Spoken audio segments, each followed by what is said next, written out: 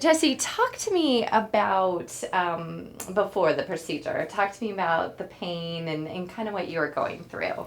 I had years of really undiagnosed symptoms that were all kind of related. We didn't know what was going on, back spasms, nerve pain, muscle weakness, just instability. I would move one way and just shoot pain down my back or down my leg, and it just affected everything in my life.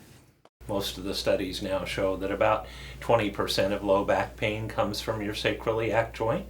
Low back pain, as most everybody knows, is very multifactorial. There are lots of different things that can cause it, but the sacroiliac joint and the dysfunction of that is certainly one of the things that contributes to it. When I was struggling trying to figure out what was the underlying cause of all these symptoms, and most of the doctors I talked to were very much like, well, let's do pain management. Yes, you have chronic low back pain.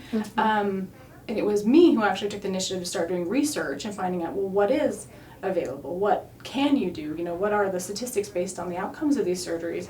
And when I found the iFuse, I just was reading and reading and reading, and I thought, the engineering behind it is brilliant. The triangular bolts are smart.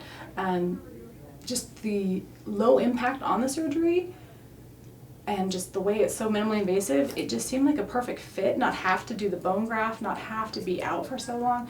And so that was one of the reasons I was so excited to come down here and do the hour-and-a-half drive every time, was because this was the technology I wanted, and no one up there had it available in a way that I could get it done. So what do we have here, Colin? What are we looking at? So this is basically a pelvic model. Here we have the base of your spine, the sacrum right here, and then this is your ilium. The two of them join together to create what's called the sacroiliac joint right here. That's where they meet. So this little divider right here is what we're talking about. That is the sacroiliac joint, or the SI joint for short.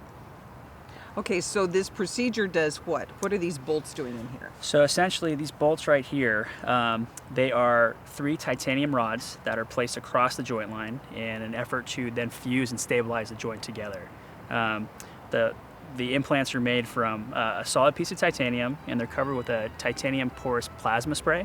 These metal tools have given me the ability to be the mom I want to be and do the things I want to do. So that's what I see when I see that. I'm like, I'm a superhero.